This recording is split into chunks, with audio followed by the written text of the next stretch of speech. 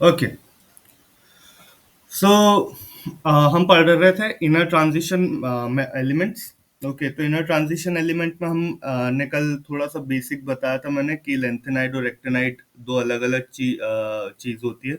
Lanthanide वो group होता है जो लेंथेनम नाम के एटम से चालू होता है, और एक्टिनाइड वो होता है जो एक्टिनियम नाम के मेथड से, यानी उससे होता है इससे, है ना। तो इसमें हमने एलिमेंट्स देखे थे: lanthanum, cerium, praseodymium, neodymium, promethium, samarium, europium, gadolinium, terbium, dysprosium, holmium, erbium, thulium, ytterbium और लुटेशियम। सबसे इंपॉर्टेंट चीज है कि इसकी जो अगेन जितनी भी वो होती है, क्या नाम से अपनी, या इलेक्ट्रॉनिक कॉन्फ़िगरेशन, है ना, इलेक्ट्रॉनिक कॉन्फ़िगरेशन या फिर आपका इलेक्ट्रॉनिक संरचना या विन्यास, what ever you call it, धीरे धीरे चीज वही होती है इसमें भी। यहाँ पर आप यानी जो हमने डी थ्री डी में पढ़ा था, स्कैंडियम से लेके जिंक तक, सेम चीज यहाँ पर भी अवेलेबल है। बट यहाँ पे थोड़ा सा एक नया वर्ड आता है, कॉन्ट्रैक्शन करके या संकुचन करके। उसके कारण बहुत थोड़ी सी प्रॉपर्टी चेंजेस होती है, बाकी सब उसमें ऑलमोस्ट ऑलमोस्ट सेम है। ठीक है। जो लास्ट इलेक्ट्रॉन है, जैसे हमने उसमें देखा था थ्री डी में जा रहा था, इसमें लास्ट इलेक्ट्रॉन जाता है n-2 f ऑर्बिटल में। क्या है सर, इसकी इलेक्ट्रॉनिक कॉन्फ़िगरेशन हमने पढ़ी थी, वो होती है n-2 f 1 से लेके 14 इलेक्ट्रॉन, फिर n-1 d 1 से लेके 2 इलेक्ट्रॉन, और n-0 भी डाल सकता हूँ, पर मैं, हाँ, 0 भी डाल दो, कोई टेंशन नहीं, ठीक है। ns2, ठीक है। इसके लिए हमने चेक करके रखा था, यहाँ पे जीनॉन आ जाता है, ठीक है। बस, और कुछ नहीं है टेंशन लेने वाली, इसमें कोई एक्स्ट्रा तो बात है नहीं, ठीक है। अब इसमें मेजरली, अब जो आ गया पार्ट पढ़ोगे आप, मेजरली पूरा थ्योरी पार्ट पढ़ोगे। रिमेंबर वन थिंग, पूरा थ्योरी पार्ट रहेगा, तो मेक श्योर कि आप थोड़े से ज्यादा से ज्यादा 15-20 मिनट में पूरा चैप्टर अभी हम कंप्लीट करेंगे। तो remember one thing, theory part है तो आपको थोड़ा सा फोकस करके पढ़ना पड़ेगा, और कुछ नहीं है, ठीक है। यहाँ पे लिखा है 4f ब्लॉक, 5f ब्लॉक। तो जो 4f ब्लॉक है हम उसको बोलते हैं लेंथेनाइट्स, और जो 5f ब्लॉक है उसको बोलते हैं हम एक्टिनाइट्स। और ये दोनों का जो कॉम्बिनेशन है, इसको बोलते हैं हम इनर ट्रांजिशन एलिमेंट, ठीक है। इनर ट्रांजिशन एलिमेंट्स, ठीक है। इलेक्ट्रॉनिक कॉन्फ़िगरेशन, यहाँ पे देखो मैं बोल ही रहा था zero, but zero one generally पूरे इसमें वन ही वन आता है ना, तो डोंट वरी। पर हमारे लिए इंपॉर्टेंट क्या हो जाता है, जीनॉन, बस इतना याद रखना। Electronic configuration generally generally lanthanides और एक्टिनाइड्स की नहीं पूछते पेपर वाले, क्योंकि काफी बच्चों के लिए भी टफ हो जाती बनानी, और जनरली जनरल कॉन्फ़िगरेशन अगर आपसे पूछ ली तो पूछ ली, अदरवाइज आपसे नहीं पूछेंगे, ठीक है। Most stable common oxidation state या सबसे स्थायी और सामान्य ऑक्सीकरण अवस्था कितनी होती है सर, +3। इसको छोड़ के +2 और +4 भी होती है। Very good. यहाँ पे आता है ऑर्डर ऑफ रिड्यूसिंग पावर, अपचायक क्षमता। कोई बता सकता है कि मुझे रिड्यूसिंग पावर क्या होती है? जब तक मैं कर रहा हूँ जल्दी, कोई बता सकता हो तो। क्यों आशु, अपचायक क्षमता क्या होती है?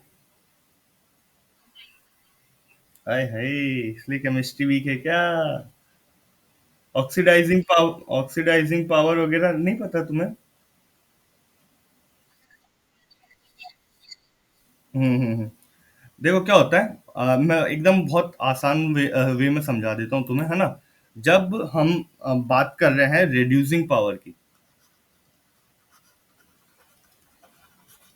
रिड्यूसिंग पावर की बात कर रहा हूं मैं, तो एटम जो है, परमाणु जो है, कितने आसानी से, ठीक है, इलेक्ट्रॉन को डोनेट करता है किसी दूसरे एटम को, किसी दूसरे परमाणु को इलेक्ट्रॉन क्या कर देता है, डोनेट कर देता है, ठीक है, डोनेट कर देता है। और ऑक्सीडाइजिंग, ऑक्सीडाइजिंग में होता है उल्टा है इसका, ऑक्सीडेशन और रिडक्शन सबने सुने होगा। ऑक्सीडाइजिंग में होता है इसमें ऑक्सीडेशन, ऑक्सीडाइजिंग अगर पावर वर्ड कहेंगे, तो इलेक्ट्रॉन कितने आसानी से एक एटम में आ सकता है, या फिर एक एटम कितने आसानी से इलेक्ट्रॉन एक्सेप्ट कर सकता है। फॉर एग्जाम्पल, मेरे पास Na है और मेरे पास Cl है। NaCl सुना होगा सबने, Na के पास होता है एक एक्स्ट्रा इलेक्ट्रॉन और Cl के पास होता है एक कम इलेक्ट्रॉन, तो ये अपना चार्ज इधर शेयर करता है, ये आसानी से इसको दे रहा है, तो ये हो गया सर, ये इलेक्ट्रॉन डोनेट कर रहा है तो ये रिड्यूसिंग एजेंट हो गया, और ये एक्सेप्ट कर रहा है तो ये ऑक्सीडाइजिंग एजेंट हो गया, बस इतना होता है और कुछ नहीं। ठीक है, अब आता है नेक्स्ट C+4, Pr4+ और टर्बियम। ठीक है, ये होते हैं अनस्टेबल, और अनस्टेबल होने के कारण इनकी जो ऑक्सीडाइजिंग पावर है बहुत ज्यादा होती है। ऑक्सीडाइजिंग पावर मतलब इलेक्ट्रॉन एक्सेप्ट करने की शक्ति बहुत ज्यादा होती है। ठीक है, नेक्स्ट आता है, हमने जैसे डी में देखा था कि डी ट्रांजिशन होता है और चार्जों के कारण डी जो अपने 3D वाले हैं उसमें कलर आते थे। ठीक है, तो सेम की सेम यहाँ पे भी होगा, एफ एफ ट्रांजिशन के कारण जितने भी आपके 4F समूह के या 5F समूह के जितने भी तत्व है, या फिर 4F ग्रुप के और 5F ग्रुप के जितने भी वो है क्या नाम से एलिमेंट्स है, सभी की सभी कलर शो करते हैं। कलर याद करना है कि सर डिपेंड करता है, मैंने अभी तक ऐसा कोई क्वेश्चन नहीं देखा जिससे आपको डायरेक्टली कलर पूछा है, बट इन केस अगर आपको एक बड़े यानी लेवल पे खेलना है कि अगर इन केस आ जाता है कलर तो एक बार याद कर लेना, या फिर अगर यूट्यूब पे कोई पॉसिबल ट्रिक हो तो देख लेना। अदरवाइज मैं सजेस्ट फिलहाल में तो नहीं कर रहा हूँ, क्योंकि कलर ऑलमोस्ट रेयर है। अगर पूछे भी आपसे कलर तो जनरली वो 3D सीरीज का पूछेगा, स्कैंडियम से लेके जिंक तक, बाकी आपको कलर का टेंशन लेना नहीं। ठीक है सर, क्या क्या प्रॉपर्टी होते हैं? लेंथेनाइट की प्रॉपर्टी होती है कि वो नरम होते हैं, तने होते हैं और लचीले होते हैं, सॉफ्ट, मेलिएबल एंड डक्टाइल। ठीक है, malleable and ductile, good conductor of heat and electricity, ऊष्मा और विद्युत के अच्छे चालक होते हैं। बॉइलिंग और मेल्टिंग पॉइंट, उबलने और गलांक जो है उनके बहुत ज्यादा हाई होते हैं, बट इरेगुलर होते हैं। इरेगुलर होते हैं मतलब किसी का एकदम से कम हो जाएगा, किसी का एकदम से ज्यादा हो जाएगा। सर डेंसिटी कैसी होती है? सर डेंसिटी एटॉमिक नंबर के साथ बढ़ती जाती है, घनत्व जो है वो एटॉमिक नंबर के साथ बढ़ते जाता है या परमाणु संख्या के साथ बढ़ते जाता है। ठीक है, जितने भी लेंथेनाइड है वो एक जैसी क्रियाशीलता, रासायनिक क्रियाशीलता या केमिकल एक्टिविटी दिखाते हैं, एक जैसी। ठीक है, कोई और क्यों दिखाते हैं? वो इसलिए दिखाते हैं क्योंकि जो उसके 4F के इलेक्ट्रॉन है। ठीक है, आपको अभी मैं बहुत ज्यादा डीप में चैप्टर के इसलिए नहीं ले जा रहा हूँ क्योंकि ये शील्डिंग इफेक्ट नाम की एक चीज आती है। शील्डिंग इफेक्ट क्या होता है कि ये कुछ ऐसे एटम होते हैं, इसमें बहुत सारे देखो, बहुत सारी ऑर्बिटल्स होती है। अब बहुत सारी ऑर्बिटल क्या करती है कि इसमें अब इलेक्ट्रॉन की संख्या बहुत ज्यादा होने लगती है, बहुत ज्यादा इलेक्ट्रॉन आ जाते हैं, तो उसके कारण ये जो एकदम आउटर शेल के इलेक्ट्रॉन है वो एक दूसरे को रिपेल करने लग जाते हैं। ये जो एक इलेक्ट्रॉन है अब बहुत सारे इलेक्ट्रॉन है, बहुत बड़ा एटम है तो बहुत सारे इलेक्ट्रॉन भी हो गए, तो उसके कारण ये जो नीचे वाले इलेक्ट्रॉन है वो ऊपर वाले इलेक्ट्रॉन को रिपेल करने लग जाते, प्रक्षेपित करने लग जाते हैं। ठीक है, जिसके कारण आपका एक शील्डिंग इफेक्ट नाम की चीज आती है, याद रखना अगर जरूरत पड़े तो। वैसे आपके एनसीईआरटी में दे के रखा है शील्डिंग इफेक्ट। ठीक है, तो ये हाँ ये हो गया दूसरा। मैग्नेटिक प्रॉपर्टी, चुंबकीय जो विशेषता है वो देखो, तो मैक्सिमम मैक्सिमम मैक्सिमम लेंथेनाइट जो है वो पैरा मैग्नेटिक या पैरा चुंबकीय होते हैं। बट आपको डायरेक्ट एग्जाम के पर्सपेक्टिव से डायरेक्ट याद रखना है कि लेंथेनियम, लुटेशियम और सीरियम जो होते हैं वो डायमैग्नेटिक या प्रतिचुंबकीय होते हैं। डायमैग्नेटिक या प्रतिचुंबकीय होते हैं, याद रखना। क्यों क्यों होते हैं सर? क्योंकि इसमें कोई भी अयुग्मित इलेक्ट्रॉन नहीं होता है या फिर अनपेयर्ड इलेक्ट्रॉन नहीं होता है सर। डाइसोडो क्या है, जो भी नियम है, ठीक है, ये Dy3+, इसके सर सबसे ज्यादा पैरामैग्नेटिक नेचर होता है, सबसे ज्यादा इसमें पैरामैग्नेटिज्म शो होता है। चलो, इस नाम भी लेते नहीं आ रहा था क्या, डिस्प्रोसीमियम, डिस्प्रोसियम, हाँ ओके, ये हो गया आपका नेक्स्ट। फिर क्या है सर, जो ई नॉट वैल्यू है, इलेक्ट्रोड पोटेंशियल है, वो लेंथेनम से ही लुटेशियम की तरफ कम माइनस होता है। देखो जहाँ पे बहुत ज्यादा माइनस में, यहाँ से धीरे धीरे कम माइनस हो रहा है। ठीक है, फिर दूसरा रिड्यूसिंग नेचर, उसके कारण अब क्योंकि सर ये आपका जो ई नॉट है वो बहुत ज्यादा डिक्रीज हो रहा है, तो उसके कारण जो उसका रिड्यूसिंग नेचर या फिर अपचायक प्रवृत्ति, रिड्यूसिंग नेचर मतलब इलेक्ट्रॉन डोनेट करने की क्षमता, वो कम होते जाती है। इलेक्ट्रोपॉजिटिव नेचर है, इलेक्ट्रोपॉजिटिव नेचर अब क्योंकि रिड्यूसिंग नेचर है, उसके कारण इलेक्ट्रोपॉजिटिव नेचर भी कम होता है। इलेक्ट्रॉन देने की क्षमता कम हुई मतलब आपका इलेक्ट्रोपॉजिटिविटी या धनावेशी प्रवृत्ति जो है वो भी घटती है। ठीक है। They react slowly with cold water and rapidly with hot water. वे ठंडे पानी से धीरे और गर्म पानी से तेजी से प्रक्रिया करते हैं। कौन? 4F और 5F वाले आपके पूरे तत्व। ठीक है। अब यहाँ पर आपके मैक्सिमम क्वेश्चन जो पीएनएसटी वाला पूछ सकता है ना, वो पूरा दम लगा देना, तो वो क्वेश्चन यहीं से पूछेगा पूरा। अगर उसने दम लगा दिया ताकत से कि मुझे अगर इससे क्वेश्चन पूछना है, बच्चे को कहीं फंसाना है, तो बच्चे सर वो बाकी सब चीजें बना लेंगे, बट वो आपको फंसाएगा तरीके से, एकदम तरीके से वो आपको फंसाएगा लेंथेनाइट कॉन्ट्रैक्शन में। ठीक है। इसलिए एक बार सब अपनी अपनी अटेंडेंस मुझे दे दो ताकि मैं एक बार कंफर्म कर सकूं कि आप लोग सभी लोग क्लास में हो, है ना। हम्म, दीपिका। दीपिका। इसलिए मुझे बीच बीच में चेक करना पड़ता है। दिव्यानी। Very good. खुल गई नींद दीपिका। हाई नहीं रही थी, गुड। दुर्गा आर्य।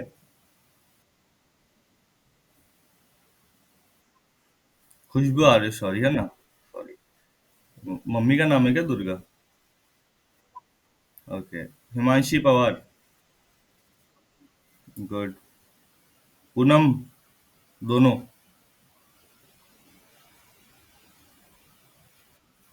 Very good. पूनम मादुले।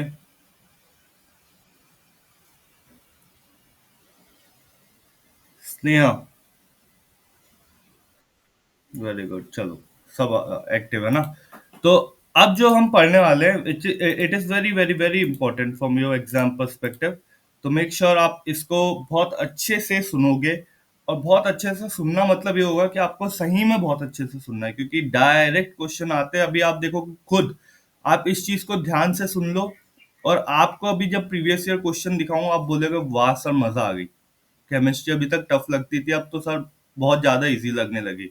इतना ज्यादा इंपॉर्टेंट टॉपिक है जिसका नाम है लेंथेनाइट कॉन्ट्रैक्शन। ठीक है। लेंथेनाइट कॉन्ट्रैक्शन मतलब होता है लेंथेनाइट संकुचन हिंदी वालों के लिए। ठीक है। तो the gradual decrease in atomic and ionic radii, decrease, okay, पहला इंपॉर्टेंट वर्ड हो गया, इन एटॉमिक और ionic radii from lanthanum to lutetium is called lanthanide contraction. Lanthanum से ल्यूटेशियम तक परमाणु और आयनिक त्रिज्या, परमाणु और आयनिक त्रिज्या में क्रमिक कमी, में क्रमिक कमी, थोड़ी थोड़ी सी कमी जो है किसमें आ रही है? त्रिज्या में। कौन सी त्रिज्या में? आयनिक और परमाणु में। रेडियाई में, कौन सी रेडियाई में? आयनिक और एटॉमिक में कमी आ रही है, डिक्रीज हो रही है। तो इस प्रोसेस को हम बोलते हैं लेंथेनाइट संकुचन या फिर लेंथेनाइट कॉन्ट्रैक्शन। Okay sir.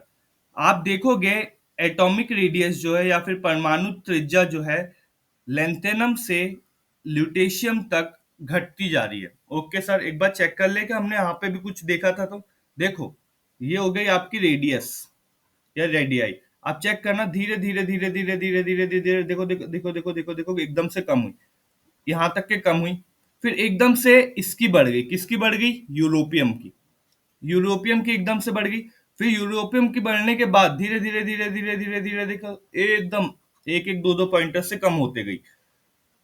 इस चीज को बोलते हैं हम लेंथेनाइट कंट्रैक्शन, कि लेंथेनम से या लेंथेनाइट संकुचन, लेंथेनम से ल्यूटेशियम तक परमाणु और आयनिक त्रिज्या या फिर एटॉमिक या आयनिक रेडियस आपकी कम हो रही है, और इस प्रोसेस को जो है हम बोलते हैं लेंथेनाइट संकुचन, है ना। अब ये, हाँ पढ़ा रहा हूँ, बोलो ना। आऊंगा ना, क्यों? शिवम भी अभी आ रहे हैं। हाँ बस आधे घंटे से यानी 7:10 तक के आ जाऊंगा, ठीक है। अरे जी आदरणीय, कर लेंगे तो। आपके लिए इतना तो कर ही सकते हैं। हाँ। ओके। सो देखो ये जो हुई आपकी रेडियस देखो, और फिर दूसरा चीज क्या सर, ये तो हमने सर एटॉमिक रेडियस रेडियस या फिर परमाणु रेडियस देख ली, परमाणु त्रिज्या देख ली। अब सर उसमें तो एक और चीज लिखी थी कि आयनिक त्रिज्या या फिर आयनिक रेडियस भी देखना है। तो आयनिक रेडियस देखो, ऑफ कोर्स यहां से देखो धीरे धीरे धीरे धीरे धीरे धीरे धीरे कम हुई कम हुई कम हुई, और इसमें तो कम ही होते जा रही, कोई बड़ी नहीं, बीच में देखो कम होते गई कम होते गई कम होते गई, आखिरी तक कम हुई। तो इस जो इफेक्ट को है जिसके कारण आपकी जो आयनिक या परमाणु एटॉमिक या आयनिक रेडियस कम हो रही है, इस प्रोसेस को हम बोलते हैं लेंथेनॉइड कंट्रैक्शन या फिर लेंथेनॉइड संकुचन। ठीक है। अब सर ये देखो यहाँ पे देख के रखा है +3 के लिए, क्योंकि +3 मोस्ट कॉमन ऑक्सीडेशन या ऑक्सीकरण स्टेट होती है। सर क्यों होती है lanthanide contraction? Okay. Nuclear charge increases by +1। कितने से बढ़ रहा है? +1 से। But 4f orbital poorly shield, देखो यहाँ पे भी एक वर्ड आया शील्ड, और जस्ट आपको यहाँ पे भी एक वर्ड आया था शील्ड। ठीक है। ओके।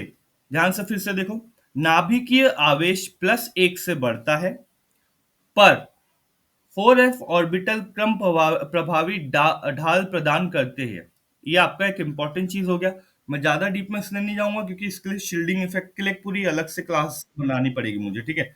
जो कि वो कोई मतलब की बात नहीं है काम की चीज शील्डिंग इफेक्ट भी, पर आपके एग्जाम ओरिएंटेड इन्फॉर्मेशन नहीं दे पाएगा, इसलिए आप उसको अगर थोड़ा सा रिमेम्बर करने की कोशिश करोगे तो बहुत बढ़िया। अदरवाइज मैं आपके लिए जस्ट समझाने के लिए यूट्यूब पे उसको डाल दूंगा, तो आप देख लेना एक बार। यहाँ पे हम हमारा समय थोड़ा बचा के रखेंगे, ठीक है। फिर effective nuclear charge increases, effective nuclear charge increases या फिर प्रभावी नाभिकीय आवेश बढ़ता है। जैसे जैसे हमने लेंथेनम से ल्यूटेशियम पे जा रहे हैं, तो सर हमारा एटॉमिक नंबर बढ़ रहा है, एटॉमिक नंबर या फिर परमाणु क्रमांक। अब सर परमाणु क्रमांक या एटॉमिक नंबर बढ़ रहा है, मतलब हमारे जो नाभिक है उसमें न्यूट्रॉन और प्रोटॉन की संख्या भी बढ़ रही है सर।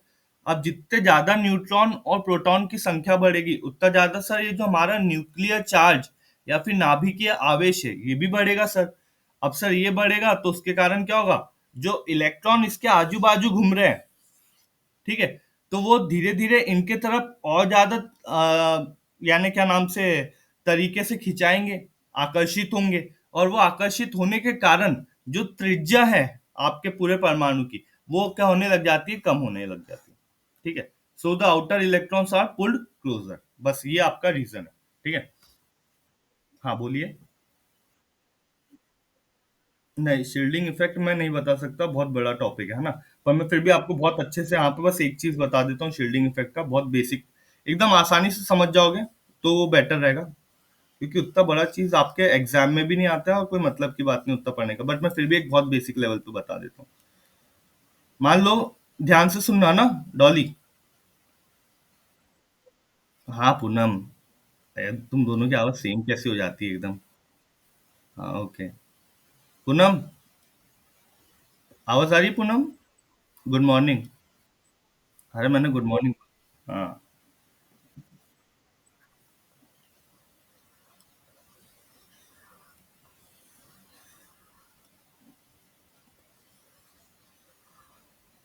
ओके। देखो पूनम, ये आपका क्या हो गया, न्यूक्लियस हो गया या फिर नाभिक हो गया। ओके। नाभिक या न्यूक्लियस के आजू बाजू इलेक्ट्रॉन घूमते हैं,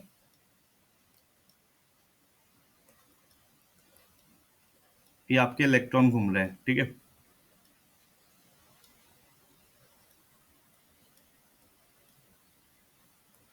सर जैसे जैसे शेल बढ़ते आते हैं, 4 4 8, जैसे जैसे सर शेल बढ़ते जाते हैं, तो इलेक्ट्रॉन भी पहले दो, पहली शेल में दो, दूसरी में सर 4, तीसरी में सर 8, चौथी में 16, फिर 32, फिर 64, ऐसे करके आपके हर शेल में फिर इलेक्ट्रॉन बढ़ते जाते हैं, ठीक है। अब एक समय ऐसा आता है कि जहां पर अभी तो सर ये नाभिक का जो यहाँ पे आजू बाजू इलेक्ट्रॉन घूम रहे हैं वो सही कहीं ना कहीं बैलेंस है। पर एक समय ऐसे आता है कि एकदम से मैंने नाभिक का साइज बढ़ा दिया, बहुत ज्यादा साइज बढ़ा दिया। तो अब नाभिक की जो सॉरी न्यूक्लियस की जो है क्या बोलते हैं कैपेबिलिटी इलेक्ट्रॉन को अपने तरफ खींचने की, वो बढ़ जाएगी। अगर वो क्षमता उसकी बढ़ जा रही है इलेक्ट्रॉन को अपने तरफ आकर्षित करने की, तो इलेक्ट्रॉन सब धीरे धीरे किसके तरफ खिंचाएंगे, नाभिक की तरफ या फिर न्यूक्लियस की तरफ खिंचाने लगेंगे। और जब वो खिंचाने लगेंगे तो एक समय ऐसा आएगा कि ये जो एकदम आउटर शेल, ये आला जो शेल है, इसके इलेक्ट्रॉन भी खिंचाएंगे। अब सर यहां पर भी इलेक्ट्रॉन, यहां पर भी इलेक्ट्रॉन, ये भी नेगेटिव चार्ज, ये भी नेगेटिव चार्ज। सर ये तो इसके कारण अंदर साइड आने की सोच रहा है, अंदर साइड। पर इसके कारण सर ये तो रिपेल करने की सोच रहा है या फिर प्रक्षेपित करने की सोच रहा है। तो ये जो रिपेल वाला पार्ट है जिसके कारण याला जो इलेक्ट्रॉन है अंदर की तरफ नहीं जा सकता, इसको मैं बोलता हूं इंग्लिश में शील्डिंग इफेक्ट। आया समझ में, शील्डिंग इफेक्ट। समझी पूनम? हाँ, गुड। अब सर क्या क्या कॉन्सिक्वेंसेस होते हैं इसके, बहुत प्यारे कॉन्सिक्वेंसेस, मतलब क्या क्या इसके रिजल्ट्स अवेलेबल हमारे पास, वो देखो। काफी अच्छी लेवल पे चीजें समझ में आएगी, डायरेक्ट क्वेश्चन बनेंगे। बेसिक नेचर जो है, कौन सा नेचर, बेसिक नेचर या फिर क्षारीय प्रवृत्ति, ठीक है, वो घटती है सीरियम से लुटेशियम तक। सीरियम से लुटेशियम, अब सीरियम कहां से है, ये सीरियम है आपका। सीरियम से लुटेशियम तक उसकी जो बेसिक प्रॉपर्टीज है, क्षारीय प्रवृत्ति जो है वो घटती है। पहला एक रीजन ये हो गया, इसके बेसिस पे भी क्वेश्चन मिलेंगे या मिल सकते हैं। कोवेलेंट नेचर, कोवेलेंट या फिर संसंयोजकता। कोवेलेंट बॉन्ड अगर सबने पढ़ा होगा तो इलेक्ट्रॉन की शेयरिंग या इलेक्ट्रॉन परस्पर जो आपका इलेक्ट्रॉन मैटर जो तत्व है, जो धातु है, वो इलेक्ट्रॉन शेयर करके जो एक बॉन्ड बनाते हैं उसको हम बोलते हैं कोवेलेंट बॉन्ड। और जो उस टाइप की प्रकृति शो करते हैं एटम, उसको हम बोलते हैं कोवेलेंट नेचर। तो आपका जो कोवेलेंट नेचर है वो बढ़ता है। क्या घट रहा है, बेसिक प्रॉपर्टी या क्षारीय प्रॉपर्टी घट रही है। कोवेलेंट नेचर या फिर सम संयोजकता आपकी बढ़ रही है। इलेक्ट्रोनेगेटिविटी, इलेक्ट्रोनेगेटिविटी मतलब किसी भी धातु के या किसी भी एटम के इलेक्ट्रॉन एक्सेप्ट करने की कैपेसिटी को हम बोलते हैं इलेक्ट्रोनेगेटिविटी। तो इलेक्ट्रोनेगेटिविटी और ई नॉट वैल्यू जो है वो इंक्रीज हो रही है। Okay sir. विद्युत ऋणात्मकता और ई नॉट का मान थोड़े बढ़ते हैं, स्लाइटली बढ़ते हैं, पर बढ़ते हैं, ठीक है। Basic nature of M2O3, M2O3 और यहाँ पे हमने पढ़ा था MOH3, ठीक है, decreases from lanthanum to lutetium. Okay, decreases, okay. तो याद करने का तरीका सर बहुत सिंपल है। जहां पर भी बेसिक वर्ड आया, क्या वर्ड आया, बेसिक वर्ड आया, या फिर क्षारीयता आई, क्षारीयता, जहां पर भी बेसिक वर्ड आया या फिर जहां पे भी क्षारीयता क्षारीयता आई आपकी, वो कम हो जाएगी। उसको छोड़ के सर जितनी भी चीज है, उसको छोड़ के जितनी भी चीज है वो बढ़ जाएगी, बस इतना याद रखो। जहां पे भी बेसिक वर्ड देखा वो कम होगा, जहां पे भी ज्यादा है वो काम खत्म, ठीक है। सर रिएक्शन कैसे करता है, जनरली आपको एग्जाम में रिएक्शन भी नहीं पूछी जाती, but let's try reaction complete कर लेते हैं।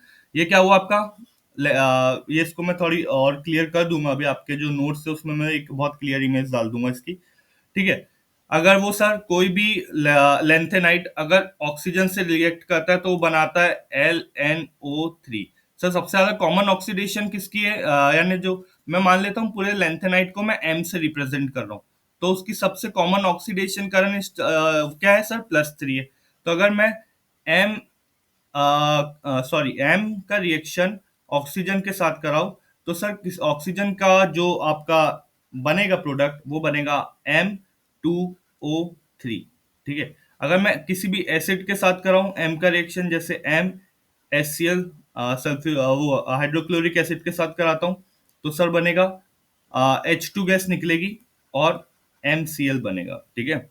अगर मैं सर किसी हेलोजन के साथ कराता हूँ, हेलोजन मतलब फ्लोरीन, क्लोरीन, ब्रोमीन, आयोडीन के साथ कराता हूँ, तो सर क्या होगा, हेलोजन के साथ कराया कोई भी, तो बनेगा सर यहाँ पे 3 लगेगा, तो आपका बचेगा 3, यहाँ पे 3 आ जाएगा, तो आ जाएगा 3MnCl3, ठीक है। नेक्स्ट सर क्या, नेक्स्ट सर अगर मैं वाटर के साथ कराता हूँ, एम का रिएक्शन, वाटर मतलब H2O, तो सर इससे बनेगा आपका हाइड्रोक्साइड MOH। बट सर कैसे बनेगा, तो यहाँ पे देखो ऐसे बनता है एम। आप वाटर को कभी भी केमिकल रिएक्शन में ऐसे लिखना तो ज्यादा बेनिफिट देगा आपको, ठीक है। ये लिखा मैंने, यहां से देखो इतना निकाल दिया मैंने, इसको ऐसे निकालता हूँ 2 सेकंड। कभी भी आपको केमिकल रिएक्शन में पानी को H2 को ऐसे लिखना, ठीक है। ओके, ऐसे लिखोगे और उसमें से H2 आप निकाल दोगे, तो ये निकल गया H2OH बचा। OH यहाँ पे मुझे, क्योंकि इसकी ऑक्सीडेशन स्टेट +3 है, तो +3 है मतलब मेरे को 3 बार लेना पड़ेगा। बट सर 3 बार मैं ले लूंगा तो फिर मेरे को एक और बार हाइड्रोजन ग्रुप ऐड करना पड़ेगा। हाँ चलो ठीक है सर, ये हाइड्रोजन ग्रुप ऐड करा मैंने। अब ये हाइड्रोजन ग्रुप करूंगा तो सर उसके कारण जो हाइड्रोजन है, हमेशा देखो हाइड्रोजन ज्यादा निकलते जाएगी, हाइड्रोजन यहाँ पे भी निकल रही है। ये शो करता है कि अगर मैं किसी एटम से हाइड्रोजन को निकाल पाऊं, तो हमने अभी कहीं ना कहीं पढ़ा था रेड्यूसिंग नेचर। रेड्यूसिंग नेचर जो है वो कैसा होता है, घटता है, ठीक है। तो धीरे धीरे ऑक्सीडेशन स्टेट के कारण देखो आपका रेड्यूसिंग नेचर भी घटते जाएगा, ठीक है। डिपेंड करेगा कि आपको कितने अच्छे से ये कॉन्सेप्ट आपके टीचर्स ने आने वाले इसमें या पिछले इसमें पढ़ाए थे। बट आप फिलहाल में बस इसको ऐसे समझ के रखो कि हाँ ऐसा कुछ भी होता है। अगर मैं कार्बन के साथ रिएक्ट कर रहा हूँ Mn का, तो मुझे मिलता है LnC2। अगर मैं नाइट्रोजन के साथ कर रहा हूँ तो नाइट्रोजन के साथ Ln, ठीक है, वो Mn मिल जाता है, सॉरी M मान रख के चला है तो अपन ने। और सर सल्फर के साथ कर रहा हूँ तो सर M2S3। बस इतना याद करने की जरूरत नहीं, बस ये डायग्राम देख लेना, मैं अपडेट कर दूंगा तो और अच्छे से आपको दिख जाएगा।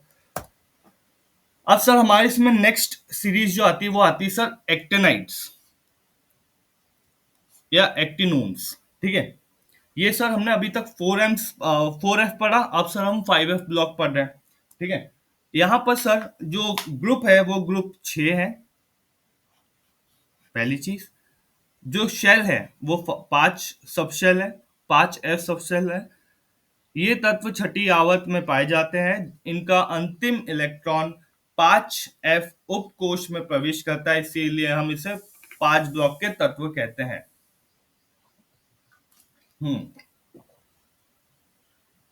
इनका दूसरा नाम है पोस्ट यूरेनियम या फिर trans uranium element. Post uranium या फिर ट्रांस यूरेनियम एलिमेंट, ओके।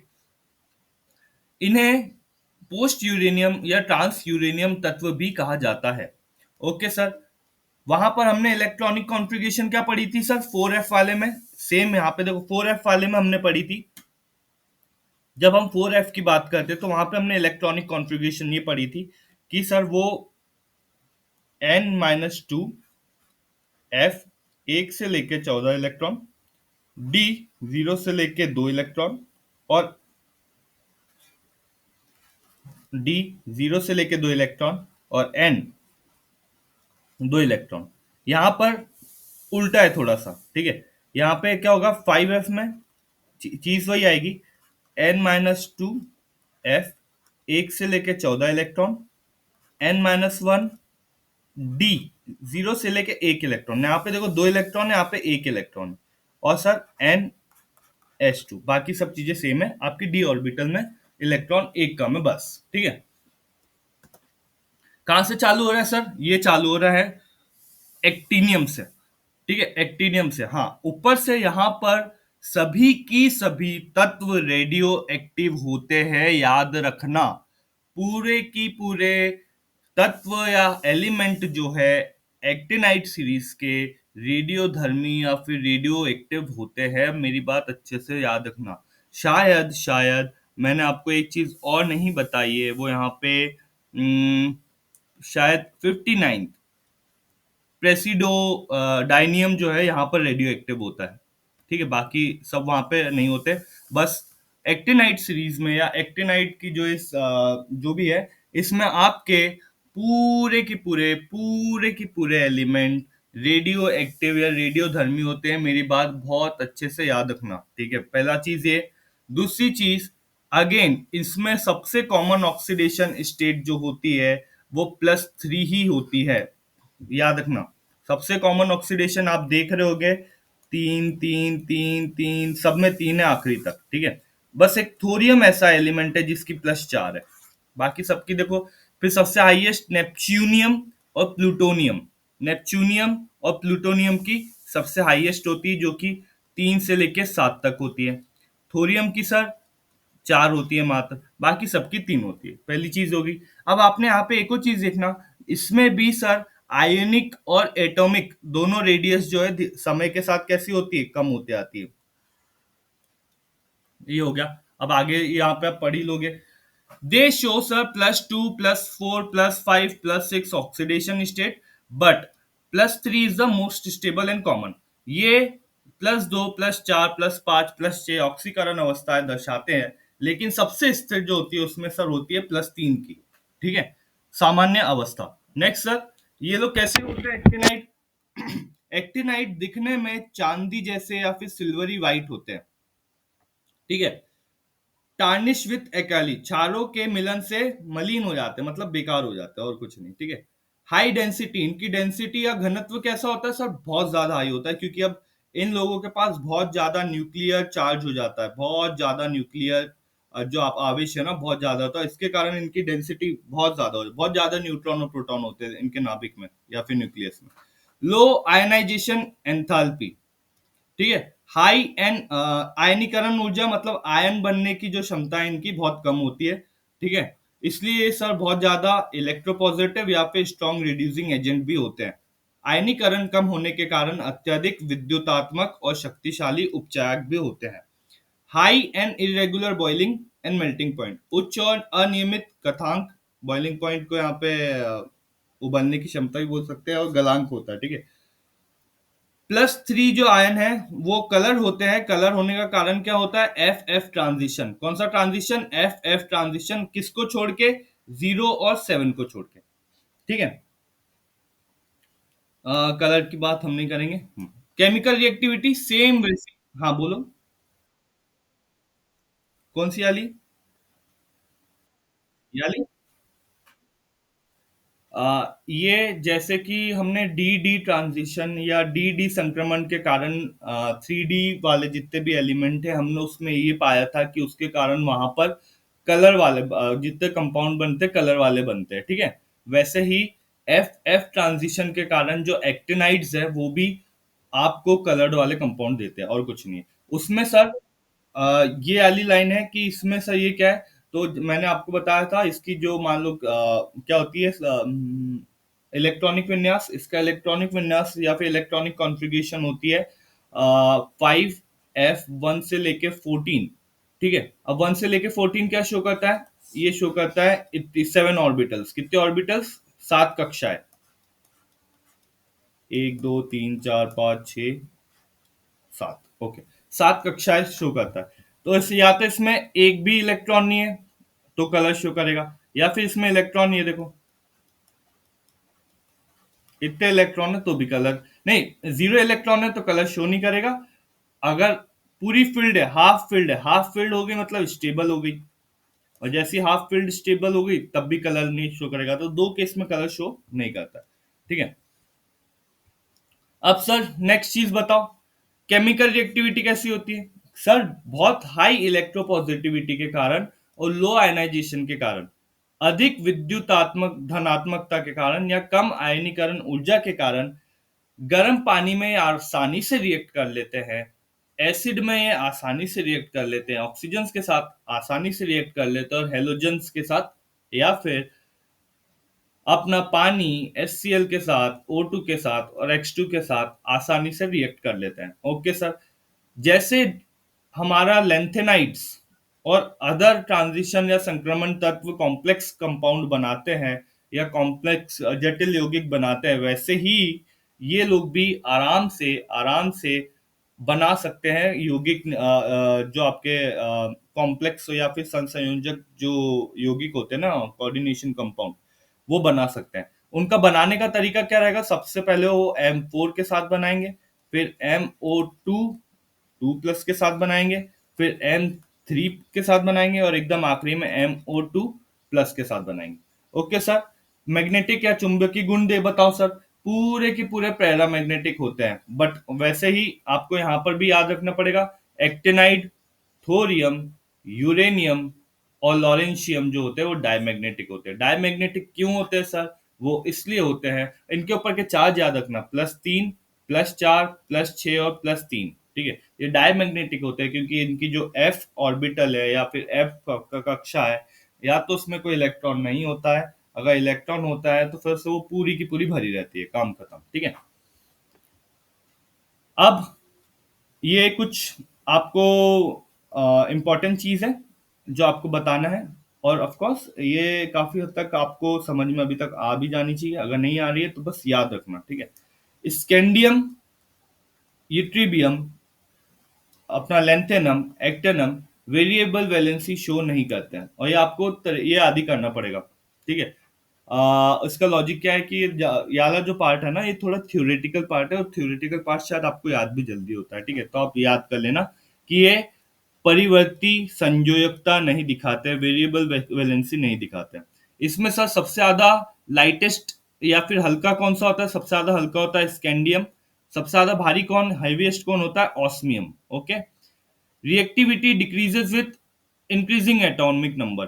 परमाणु संख्या बढ़ने पर अभिक्रियाशीलता घटती है, बढ़ती नहीं है, घटती है। ठीक है, प्लेटिनियम जो है, एक्वारेजिया। एक्वारेजिया क्या होता है sir? It is a combination of concentrated sulphuric acid और कंसंट्रेटेड नाइट्रिक एसिड, इसको बोलते हैं हम एक्वारेजिया। ठीक है, तो उसके साथ डिसॉल्व हो जाता है। मोलिब्डेनम जो है एक्सरे ट्यूब्स में यूज होता है। अगर किसी ने में से फिजिक्स पढ़ी है तो एक्सरे का टॉपिक है, उसमें जो ट्यूब है उसमें जो एलिमेंट का हम यूज जनरली करते हैं, मैंने आपको बताया था टाइटेनियम होता है, और मोलिब्डेनम का तो शायद बोला नहीं होगा, पर याद रखना मोलिब्डेनम भी एक होता है। ठीक है, नेक्स्ट सर, टेंटेलम जो होता है वो एनालिटिकल वेट के लिए यूज होता है, विश्लेषणात्मक भारों को के लिए प्रयोग होता है। सर इसमें यूरेनियम और प्लूटोनियम, अब यूरेनियम और प्लूटोनियम ये इसके वो है आइसोटोप। ठीक है, वो न्यूक्लियर ईंधन या फिर नाभिकीय ईंधन के लिए यूज होते हैं। कौन से? यूरेनियम और प्लूटोनियम। वैसे थोरियम का भी यूज होता है, पर फिलहाल में यहाँ पे यूरेनियम और प्लूटोनियम लिखा है तो हम उसी पे ध्यान देंगे। ठीक है, फिर सर मिश्रण गैस मेंटल, ये आपके वैसे काम का नहीं है, पर देख लेना एक बार, कोई टेंशन अगर आए तो बताना। ठीक है, ये भी उतना काम का नहीं है, अगेन इसको देख लेना। ठीक है, प्रोमेथियम, सॉरी मैंने वो देख ही रहा था कि प्रोमेथियम था कि प्रेस था। याद रखना, मैंने यहाँ पे एक चीज मेरी तरफ से एरर हुई थी, मैंने प्रेस डायोनियम बोला था पर प्रोमेथियम है। ठीक है, प्रोमेथियम जो है वो रेडियो एक्टिव होता है। ठीक है, 4F ब्लॉक में। बाकी एक्टिनाइड जो है सभी की सभी रेडियो एक्टिव होते हैं। तो लेंथेनाइड में प्रोमेथियम होता है, और एक्टिनाइड में सभी की सभी रेडियोधर्मी होते हैं। ओके सर, बहुत ज्यादा इंपॉर्टेंट क्वेश्चन है, अगेन आपका आता है, इसको बोलता हूं मैं मिश मेटल। मिश मेटल में ये जो है आपको याद रखना पड़ेगा कि मिश मेटल क्या होता है। तो सर ये मिश मेटल जो है ये जनरली बनते हैं आपके लेंथेनाइड और एक्टिनाइड्स में। ठीक है, मिश मेटल जो इंजन के लिए यूज होता है उसमें Mg, मैग्नीशियम के साथ आपके कॉम्प्लेक्स ये जो कंपाउंड है ट्रांजिशन एलिमेंट के तौर पर वो यूज होता है। सेरिक सल्फेट ऑक्सीडाइजिंग एजेंट होता है और वॉल्यूमेट्रिक एनालिसिस के लिए यूज होता है। सेरिक सल्फेट आयनात्मक विश्लेषण में आक्सीकारक होता है। याद रखना ये एक्स्ट्रा इंफॉर्मेशन है, आपको बस एक दो बार पढ़ के जाना है, याद नहीं करना। आपको क्वेश्चन जो है इतना रट्टा मारने की जरूरत में जरूरत, मैं पहले बता रहा हूँ, मेरी क्लास में अगर आप रट्टा मार रहे हो तो फिर वो मेरी तरफ से कहीं ना कहीं गलती हो रही है। ठीक है, तो मेक श्योर जहां पे भी आपको चीजें समझ में नहीं आई, ये वीडियो आपके पास अवेलेबल रहेगी, जाके वीडियो देखो, काम खत्म करो, बार बार वीडियो देखो, कॉन्सेप्ट क्लियर करो, बस और कुछ नहीं। ठीक है, फिर सर हमने जैसे लेंथेनाइड क्या नाम से लेंथेनाइड कॉन्ट्रैक्शन या फिर लेंथेनाइड संकुचन पढ़ा था, वैसे ही एक्टेनाइड संकुचन नाम की भी चीज होती है। एकदम सेम प्रोसेस है, इसमें आपका एटॉमिक या आयनिक रेडियस जो है वो डिक्रीज होता है। जो आपका क्या नाम से परमाणु और आयनिक आकार या फिर त्रिज्या धीरे धीरे क्या होती है, कम होती है। तो इसको हम बोलते हैं एक्टेनाइट कॉन्ट्रैक्शन या फिर एक्टेनाइट संकुचन। दूसरी चीज, वहां पे सर पूरे आपका जो लेंथेनम था उसका प्लस उसके आयंस का, दोनों का साइज हो रहा था, पर यहाँ पे मात्र उसके जो आयन है उसी का साइज जो हो रहा है, जो कम हो रहा है, स्पेशली लिखा है यहाँ पे, इसलिए याद रखना। क्या होता है सर? पुअर शील्डिंग इफेक्ट पहला आपका आंसर हो गया, किसके कारण? एफ इलेक्ट्रॉन के कारण। जिसके कारण क्या होता है सर? जिसके कारण जैसे जैसे एटॉमिक नंबर बढ़ते हैं आपका प्रोटॉन बढ़ता है, प्रोटॉन बढ़ने के कारण सर न्यूक्लियर अट्रैक्शन बढ़ता है, उसके कारण जो इलेक्ट्रॉन न्यूक्लियर के पास आते हैं उसके साथ जो न्यूक्लियर का साइज कम हो जाता है। और ये देखो यहाँ पे कितनी प्यारी डेफिनेशन देखिए, अगर किसी को शील्डिंग इफेक्ट समझ में नहीं आया ना, वो यहाँ से समझ सकता है, ठीक है। जैसे जैसे परमाणु संख्या बढ़ती है प्रोटोनों की संख्या भी बढ़ती है, प्रोटॉन की संख्या बढ़ने के कारण नाभिक का आकर्षण बढ़ता है, उसके कारण इलेक्ट्रॉन नाभिक के पास खींचते हैं और इसके कारण जो आपका आकार है घट जाता है। बहुत प्यारी डेफिनेशन है शील्डिंग इफेक्ट की, अगर किसी को समझ में नहीं आया होगा तो। Okay, next sir, comparison with lanthanide. Like lanthanide, actinide also show contraction but it is more irregular. lanthanide के जैसे actinide संकुचन दिखाते हैं बट वो irregular है, बहुत ज्यादा अनियमित है, कंफर्म नहीं रहता इसका कैसे क्या हो रहा है, ठीक है। सो मेक श्योर यहाँ पे आपका actinide भी खत्म। ये आपको दे के रखा है एक टेबल, या आप आपके नोट्स के फॉर्म में है तो आप इसको आराम से पढ़ सकते हो। जब भी आप आज ही मिल जाएंगे नोट्स भी, तो मेक श्योर कि आप इसको आराम से पढ़ना, ठीक है। अब आता है नेक्स्ट क्वेश्चन आपका, पोटेशियम कुछ इंपॉर्टेंट कंपाउंड जो बनाता है उसमें से एक है KMnO4, पोटेशियम पर मैग्नेट। आपने कहीं ना कहीं ट्वेल्थ में या इलेवेंथ में वॉल्यूमेट्रिक एनालिसिस करा होगा, तो पोटेशियम पर मैग्नेट और पोटेशियम डाइक्रोमेट का यूज किया ही होगा। अगर नहीं किया होगा तो फिर वो आपका टीचर की गलती है।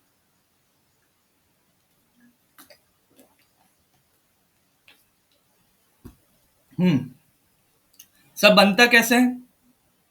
सर मैं जब पायरोल्यूसाइट, नाम याद रखना, पायरोल्यूसाइट, MnO2 को बोलते हैं पायरोल्यूसाइट, पायरोल्यूसाइट MnO2 को बोलता हूं। सर जब मैं उसका रिएक्शन पोटेशियम हाइड्रोक्साइड, पायरोल्यूसाइड का रिएक्शन पोटेशियम हाइड्रोक्साइड के साथ कर रहा हूं, और किसकी प्रेजेंस में कर रहा हूं? ऑक्सीजन की प्रेजेंस में कर रहा हूं, तो उससे एक कंपाउंड बनता है, वो बनता है K2MnO4, K2MnO4 प्लस एक्स्ट्रा क्या निकला? पानी निकला, ठीक है। अब ये जो K2MnO4 है, अगेन डिसप्रपोर्शन रिएक्शन या फिर विषम अनुपाती अभिक्रिया में जाता है, जिससे हमें मिलता है KMnO4, ठीक है। बट सर एक बात आपको बस इस पोटेशियम परमैग्नेट के केस में जानना है कि बनता किससे है सर? तो सर वो बनता है पायरोल्यूसाइड से, MnO2 से, काम खत्म, ठीक है। प्रॉपर्टी कैसा होता है सर KMnO4 की? सर पर्पल कलर का या फिर जामुनी कलर का होता है, पानी में मिल जाता है तो पर्पल कलर या फिर बैगनी रंग देता है, पानी में घुलनशील होता है। सबसे इंपॉर्टेंट चीज ऑक्सीडाइजिंग एजेंट होता है। ऑक्सीडाइजिंग एजेंट मतलब इलेक्ट्रॉन डोनेट कर देता है, इलेक्ट्रॉन डोनेट बहुत कर सकता है, ऑक्सीडाइजिंग एजेंट होता है, ठीक है। उपयोग सर डिसइंफेक्टेंट या एंटीसेप्टिक, रोगाणुनाशक या फिर कीटाणुनाशक होता है। वॉल्यूमेट्रिक एनालिसिस या आयतन विश्लेषण में करता है। रेडॉक्स टाइट्रेशन, ठीक है। ब्लीचिंग करता है या फिर वाटर प्यूरिफिकेशन, विरंजन, ब्लीचिंग विरंजन, मुझे आज पता लगा ब्लीचिंग को विरंजन बोलते हैं, ठीक है। और जल शुद्धिकरण के काम में आता है। नेक्स्ट सर, केमिकल प्रॉपर्टी, क्योंकि सर ये बहुत ज्यादा ऑक्सीडाइजिंग एजेंट है, बहुत ज्यादा ऑक्सीडाइजिंग एजेंट है, इलेक्ट्रॉन देने की क्षमता इसकी बहुत ज्यादा होती है, उसके कारण ये एसिड, न्यूट्रल और बेसिक मीडियम के साथ आराम से काम करता है, ठीक है।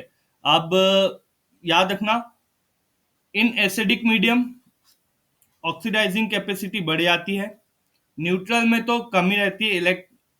वैसे ये भी काम का नहीं है, पता, मैं इसको मैंने जबरदस्ती डाल दिया था, मुझे डालना नहीं था, क्योंकि आपके उतने काम का नहीं है, ठीक है। आप इसको ये समझ के सकते हो कि आप एक बार पढ़ लेना इसको, है ना। उतना कुछ इंपॉर्टेंट इसमें नहीं है, आपको इससे उतना कुछ नहीं आने वाला क्वेश्चन। उपयोग आ सकता है, फिजिकल प्रॉपर्टीज आ सकती है, केमिकल रिएक्शन इन KMnO4 के और पोटेशियम डाइक्रोमेट के जनरली पॉसिबल ही नहीं है, बहुत डीप लेवल पर केमिस्ट्री पढ़ना पड़ेगा आपको। फिर आता है सर पोटेशियम डाइक्रोमेट या फिर K2Cr2O7 को हम पोटेशियम डाइक्रोमेट बोलते हैं। KMnO4 को सर हम पोटेशियम पर मैग्नेट बोलते हैं। Okay sir. किससे बनता है सर? ये बनता है क्रोमाइट ओर से। क्रोमाइट ओर, क्रोमाइट मतलब Fe2O4, क्रोमाइट ओर से बनता है। जब मैं इसको रिएक्ट करा दूं किसके साथ? सोडियम कार्बोनेट के साथ, सोडियम कार्बोनेट के साथ, तो एक येलो कलर का कंपाउंड बनता है। अब एक चीज याद रखना, यहाँ पर ग्रीन कलर का कंपाउंड बना था, यहाँ पे येलो कलर का कंपाउंड बन रहा है, ठीक है। जिसको मैं एसिडिफाई करूं सल्फ्यूरिक एसिड के प्रेजेंट में, तो सर एक ऑरेंज कलर का कंपाउंड बनता है जिसको हम बोलते हैं K2Cr2O7। तो सर यहाँ पे एक येलो या फिर पीले से ऑरेंज, क्या सतरंगी क्या बोलते हैं, ऑरेंज को नारंगी, नारंगी बोलेंगे ना। ओके। क्यों आशु, ऑरेंज को क्या बोलते हैं? नारंगी। ओके, नारंगी, और पर्पल को बैगनी है ना। ओके। क्रोमाइट और से बनता है, और ये आपका कुछ केमिकल रिएक्शन है। अगेन केमिकल, आप लोगों को एक चीज मैं बार बार समझाऊंगा, बार बार समझाऊंगा कि अगर इतने बड़े बड़े केमिकल रिएक्शन, ये तो वही बात हुआ ना कि हम फिजिक्स में डेरिवेशन पढ़ रहे हो, जो फॉर्मूला उसका हमारा ध्यान ही नहीं है। डेरिवेशन सेम केस यहाँ पे भी, आप इस पे ध्यान मत दो, आपको कोई मतलब नहीं, आराम से बैठो, जो जो इम्पोर्टेंट कॉन्सेप्ट है उसको देखो, बाकी जगह टेंशन लेने की जरूरत ही नहीं है। अभी आप खुद ही पाओगे कि क्वेश्चन तो ऐसे ही बन जाएंगे, ठीक है। क्या होता है सर? केमिकल प्रॉपर्टीज पे मैं उतना ध्यान नहीं दूंगा, मैं दूंगा मात्र इसमें क्या है कि सर पावरफुल ऑक्सीडाइजिंग एजेंट है, या उसकी जो ऑक्सीकारक क्षमता है सर बहुत ज्यादा है, ठीक है। Fe2+2Fe, ये देखो अब क्या, कोई मतलब की बात ही नहीं है, ठीक है। ऑरेंज रेड क्रिस्टलाइन होता है, पहली चीज, पानी में आसानी से घुल जाता है। दूसरा, ऑक्सीडाइजिंग एजेंट बहुत अच्छा होता है, बस और कुछ नहीं। कहाँ कहाँ यूज करते हैं सर इसका सर? हम वॉल्यूमेट्रिक एनालिसिस में, आयतन विश्लेषण में, डाइंग या टैनिंग में, रंगाई या फिर चमड़ा उद्योग में, लेबोरेटरी रिएजेंट, प्रयोगशाला में अभिकर्मक के रूप में, ठीक है। और used in clean glassware, chromic acid solution, कांच के बर्तन की सफाई के लिए, क्रोमिक अल्म विलियन इसका यूज करता है, ठीक है। अब आता है सर, हो गया यहाँ पे हमारा चैप्टर कंप्लीट। सबसे पहला क्वेश्चन आता है, लेंथेनाइट कॉन्ट्रैक्शन क्या होता है? ये आपके पीएनएसटी का क्वेश्चन है, इसलिए ध्यान से देखना। क्या होता है सर? हमने तो अभी पढ़ा था, लेंथेनाइट संकुचन मतलब जो आयनिक, आयोनिक या फिर एटॉमिक रेडियाई जो है, या त्रिज्या है, एटॉमिक रेडियस या जो त्रिज्या है वो कम होती है क्या? Okay sir. यहाँ पे तो घनत्व की बात कर रहे हैं, तो ऑप्शन नंबर ए हट गया, डेंसिटी हट गई। मास की बात कर रहे हैं, मास हट गया, द्रव्यमान हट गया, ठीक है। क्या कर, अरे सर ये तो अब भी हमने पढ़ा था, डिक्रीज हो जाती क्या? आयनिक त्रिज्या कम हो जाती, ऑप्शन नंबर सी, ये आ गया करेक्ट आंसर बना।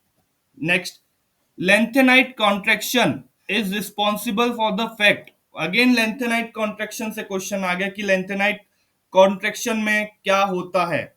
तो अब यहां पर सर एक चीज तो हमने पढ़ी नहीं, क्या नहीं पढ़ी? चलो देखते हैं क्या नहीं पढ़ा आपने। हमने सर ये नहीं पढ़ा कि लेंथेनाइट संकुचन किसके लिए उत्तरदायी है, किस चीज के लिए उत्तरदायी है, वो बताओ। उत्तरदायी है मतलब क्या? जिरकोनियम, और यहाँ पे वाई, रुक जाओ एक बार मेरे को चेक करने दो, वाई में मैं कंफ्यूजन हो रहा हूँ।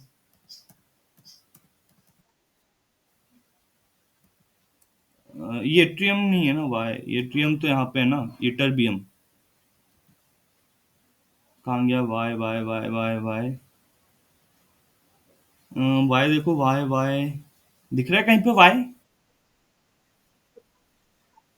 हाँ ओके ओके, स्कैंडियम के नीचे, ओके।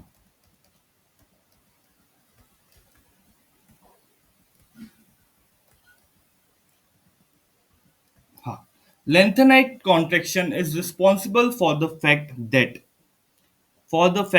that, ठीक है। अब जिरकोनियम और ये जो अपना ये ट्रियम है, ठीक है, हमने सर ना तो लेंथेनाइड में पढ़ा, ना तो एक्टेनाइड में पढ़ा। ध्यान से सुनना, ये दोनों चीज हमने ना तो लेंथेनाइड में पढ़ी, ना तो एक्टेनाइड में पढ़ी। ठीक है, ये अलग से आपके 4D एलिमेंट है, 4D एलिमेंट है। ठीक है, तो सर क्या इनकी समान त्रिज्या होती है क्या? ठीक है, ऊपर से चेक करो, यहाँ पे जिरकोनियम, यहाँ पे जिरकोनियम, यहाँ पे जिरकोनियम और यहाँ पे जिरकोनियम, जिरकोनियम जिरकोनियम चारों ऑप्शन में अवेलेबल है। यहाँ पे एनबी है, यहाँ पे हाफनियम है, यहाँ पे क्या जिंक है। एक चीज जो मैं थोड़ी सी ऐड करूंगा कि please go and read NCERT again. ये एनसीईआरटी का बहुत प्यारा क्वेश्चन है। अगर आप एनसीईआरटी, और मैं आपको दो चीज के साथ रेकमेंड करूंगा, आप मेरे नोट्स, आप मेरी वीडियोस प्लस एनसीईआरटी को मिक्स कर लेते हो ना, तो बहुत हाई पॉसिबिलिटी आप केमिस्ट्री में 15 से ऊपर नंबर ला लोगे आराम से। मेरे नोट्स मेरे, हाँ बोलो।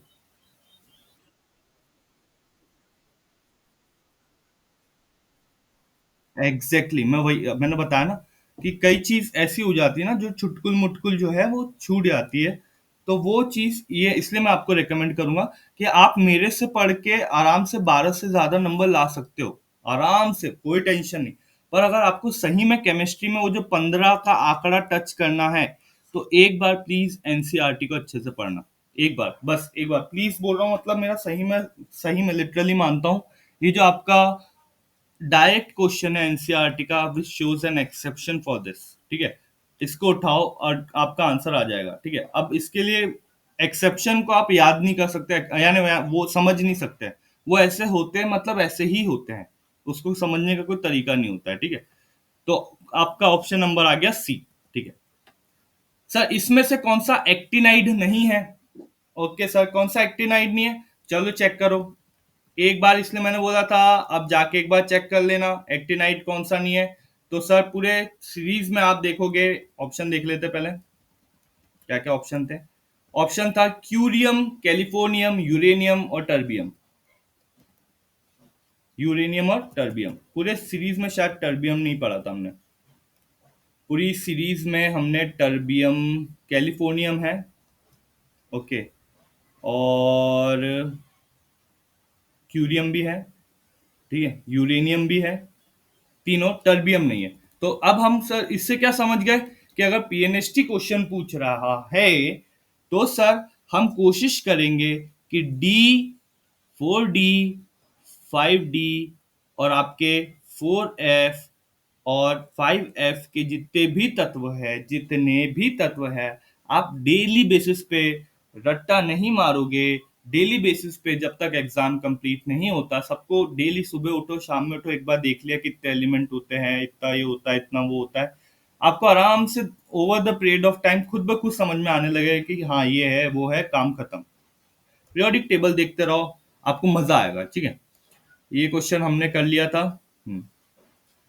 विच of the following is not a characteristic transition property, है ना, ट्रांजिशन, निम्न में से कौन सा संक्रमण धातु की अभिलाक्षणिक गुण नहीं है? अभिलाक्षणिक गुण नहीं है, मेरी बात ध्यान से सुनना और बहुत अच्छे से समझना। हाई एंथैल्पी ऑफ एटमाइजेशन नहीं है, पूछा, याद रखना, नहीं है।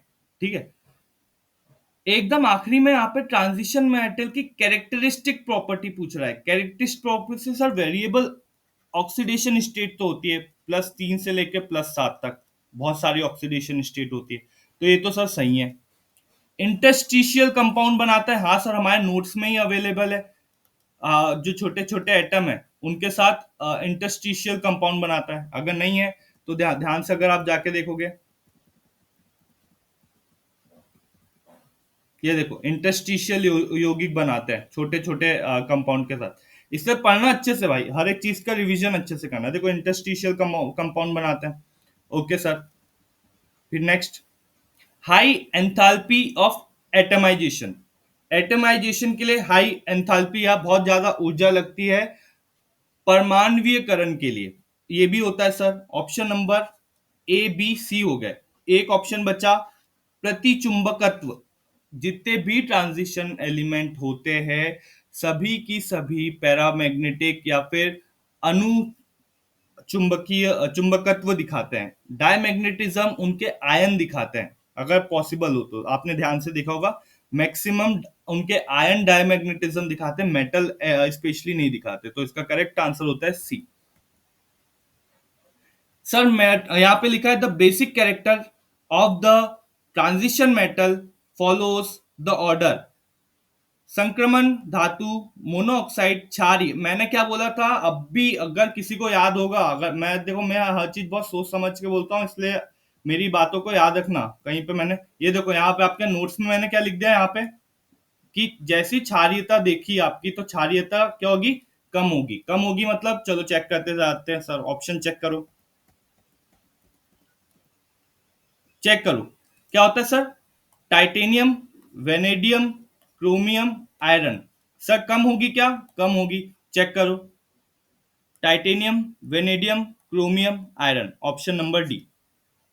कितने आसानी से क्वेश्चन बन गया। ठीक है, ये चीज आपको याद रखनी है हमेशा, और ये क्वेश्चंस तो आपके लिए बहुत बड़े मार्गदर्शक रहेंगे। ठीक है, यहां पे लिखा है lanthanide contraction is due to increase in. Lanthanide contraction क्यों होता है? सर हमने पढ़ा अभी कि लेंथेनाइट कॉन्ट्रैक्शन में क्या होता है, ये देखो ध्यान से, फिर से हम पेपर वापस जा रहे हैं। लेंथेनाइट कॉन्ट्रैक्शन क्या होता है सर, इफेक्टिव न्यूक्लियर चार्ज बढ़ जाता है और आपकी जो 4f ऑर्बिटल है वो कम प्रभावी ढाल प्रदान करती है, पूरा शील्डिंग इफेक्ट करती है। चलो चेक करेगा सर।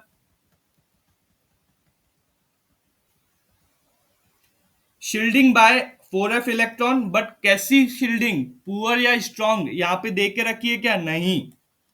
एटॉमिक नंबर बढ़ता है कम होता है, बताया क्या, नहीं। साइज ऑफ ऑर्बिटल से तो मतलब ही नहीं है। इफेक्टिव न्यूक्लियर चार्ज, देखो आपके नोट्स में जो चीज लिखी है वही चीज अवेलेबल है। यहाँ पे बस एक टर्म मिसिंग है, पुअर। अगर वो भी रहता तो फिर ऑप्शन ए एंड सी दोनों सही हो जाते, पर यहाँ पे पुअर वर्ड यूज नहीं करा उन्होंने। ठीक है। Transition metals form interstitial compound, again आपके नोट्स में अवेलेबल है। संक्रमण धातु आयन आयन अंतरकाशी यौगिक बनाते हैं, क्योंकि उसमें जो है इंटरस्टिशियल कंपाउंड वो कंपाउंड होते हैं जिसमें आपके पास रिक्त रिक्त स्थान होता है। कौन सा स्थान होता है, रिक्त स्थान, या फिर वैकेंसी होती है, वैकेंसी या फिर स्पेस होती है। उसके कारण आपके इंटरस्टिशियल कंपाउंड बन जाते हैं। नीचे से चालू करो, ऑप्शन ए है ना, तो अपने को देख चेक करना है कि जहां पे रिक्त वर्ड यूज हो रहा है या फिर जहां पे वैकेंसी या फिर क्या नाम से स्पेस ऐसे ओरिएंटेशन वर्ड वाले यूज हो रहे होंगे। ठीक है, तो option number D oxidation state हटा दो, आयनिक पोटेंशियल हटा दो, एमटीडी ऑर्बिटल हटा दो। आया क्या, interstitials are available in the crystal lattice, या इनके क्रिस्टल जालक में रिक्त स्थान उपलब्ध होते हैं। आ गया क्या रिक्त स्थान word, option number A. when MnO2 is fused with, again sir अब भी पढ़ा था कि इसको हम पायरुलिसाइड बोलते हैं क्या। Mn2 को मैंने KOH के साथ रिएक्ट करा, हाँ सर करा दिया, तो सर इससे कंपाउंड बनता है जिसको बोलता हूं मैं K2MnO4। अब देखो यहाँ पे ग्रीन कलर का बना और फिर उसके बाद पर्पल कलर का बना।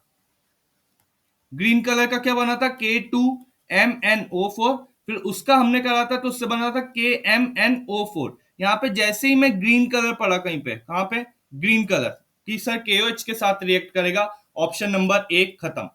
उसके बाद पर्पल कलर का बनता है KMnO4। देखो वो दोनों ऑप्शन दे के रखे हैं, पर रिएक्शन में सबसे पहले क्या बना था, इसलिए मैंने बोला था चीजों को ध्यान से देखोगे आप। ये देखो फ्यूज्ड विथ KOH, आपका पहला ग्रीन कलर या तो फिर पहला हरा कलर का क्या बना आपका K2MnO4, उसके बाद KMnO4 बनता है, उसके बाद KMnO4 बनता है जो कि पर्पल कलर का होता है। नोट्स को ध्यान से पढ़ लो, पूरे क्वेश्चन बन जाएंगे। कौन सा सर डायमैग्नेटिक है, चलो सर चेक करके देखते हैं। पहले ही ऑप्शन उठा लो, ZnCl2। अब सर आप बोलोगे सर इसका हम डायमैग्नेटिज्म कैसे चेक करेंगे कि ये प्रतिचुंबकीय है या नहीं है। ओके सर, ये दो लगे हैं ZnCl, Cl लगा है, मैंने दोनों Cl हटा दिए तो यहाँ पे +2 आयन आ जाएगा। ओके सर, Zn का सर परमाणु क्रमांक क्या है, एटॉमिक नंबर कितना होता है सर, 30 होता है। ओके, तो अगर मुझे इसकी वो लिखना है, क्या लिखना है, इलेक्ट्रॉनिक कॉन्फ़िगरेशन या फिर आपका इलेक्ट्रॉनिक संरचना, तो मैं कैसे लिखूंगा? सर मैं लिखूंगा 18 प्लस 12, हो गया सर 30। ये तो सर हो गया आपका आर्गन 12 सर। चलो बना दो ऑर्बिटल, एक इलेक्ट्रॉन यहाँ पे, दूसरा यहाँ पे, भरते आओ ऑर्बिटल। एक ये हो गया 12 होना चाहिए, एक 10 भरना है ना, एक दो तीन चार पाँच छ सात आठ नौ, कुछ गलत कर दिएगा, 12 है ना, एक दो तीन चार पाँच छ सात आठ नौ 10। सर पूरी ऑर्बिटल बढ़ी है क्या? सर दो चार्ज तो सर दो प्लस का है, मतलब मैं दो प्लस इलेक्ट्रॉन यहां से निकाल देता हूं। अब मेरे पास अयुग्मित इलेक्ट्रॉन एक भी नहीं है। हाँ भैया, बस मैं जिम जाने वाला हूँ, बोलो ना। नहीं नहीं, मैं जाने वाला हूँ, बोलो। आ जाओ 5-10 मिनट में। नहीं, मेरी क्लास चल रही है, मैं क्लास के बाद ही जा पाऊंगा ना, क्लास के बाद ही को पॉसिबल। हाँ, मैं जब भी निकलता हूँ मैं कॉल कर दूंगा। ओके, तो ये हो गया सर। अब यहाँ तो सर पूरा की पूरा भरा हुआ है, उसके कारण ऑप्शन नंबर ए आपका ZnCl2 आता है, काम खत्म, मुझे दूसरे ऑप्शन चेक करने की जरूरत ही नहीं पड़ी। यहाँ पे पूछ रहा है सर मैक्सिमम अनपेयर्ड इलेक्ट्रॉन किसके पास है। अब सर एक बात बताओ, क्या सर मैं इतने सारे एलिमेंट को कैलकुलेट करूंगी क्या सर? नहीं करूंगी। यहाँ पर खटखट ऑप्शन देखा, TiCl3, MnCl2, FeSO4, यहाँ पे मैंने क्या देखा, CuSO4। ओके सर, TiCl3 मतलब टीआई, माइक बंद करो बेटा। TiC 3 प्लस हो गया, यहाँ पे Mn 2 प्लस हो गया, यहाँ पे Fe 2 प्लस हो गया, और यहाँ पे Cu 2 प्लस हो गया। सबसे ज्यादा ऑक्सीडेशन स्टेट किसकी सर? Mn की सबसे ज्यादा ऑक्सीडेशन स्टेट, मतलब उसके पास सबसे ज्यादा अनपेयर्ड इलेक्ट्रॉन है, ऑप्शन नंबर बी, काम खत्म। अगेन क्या देके रखा है यहाँ पे, क्या पूछ रहा है? एंथैल्पी पूछ रहा है ना। ये वाला क्वेश्चन आपका जो है आप भी फिलहाल में काम का नहीं है, ये शायद मैंने उससे उठाया है, किससे? कोऑर्डिनेट कंपाउंड से। तो ये कोऑर्डिनेट कंपाउंड का क्वेश्चन है, इसमें काम में नहीं आएगा, ठीक है। Again, transition element act as a catalyst, संक्रमण तत्व उत्प्रेरक की भांति कार्य करते हैं। सर क्यों करते हैं? क्योंकि सर जितनी ज्यादा मेरी ऑक्सीडेशन स्टेट होगी उतना ज्यादा, आप चेक करो कैटलिस्ट में है क्या ऐसा कुछ। अ, अ, अ, अ,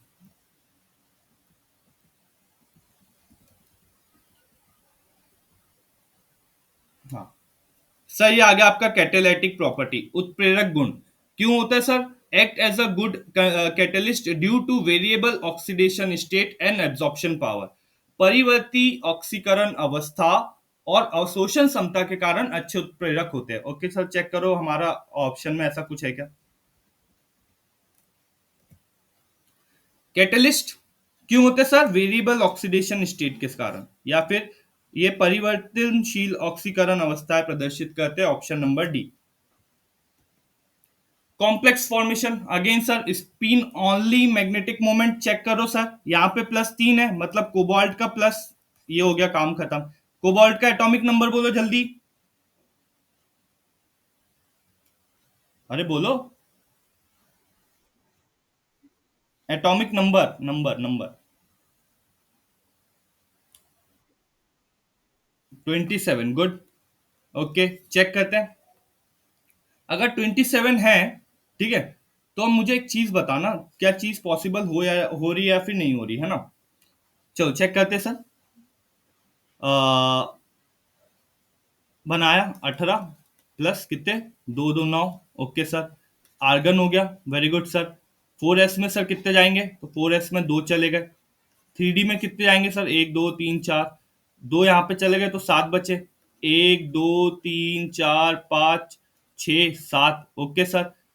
अब क्या सर, 3 प्लस बन रहा है, ओके सर 3 प्लस बन रहा है।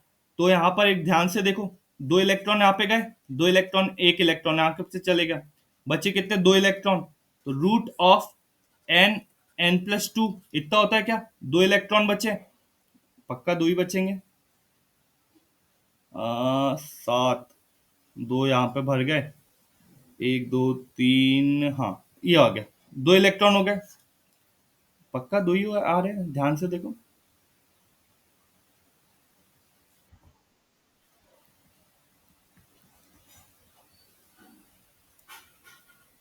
हाँ सही है।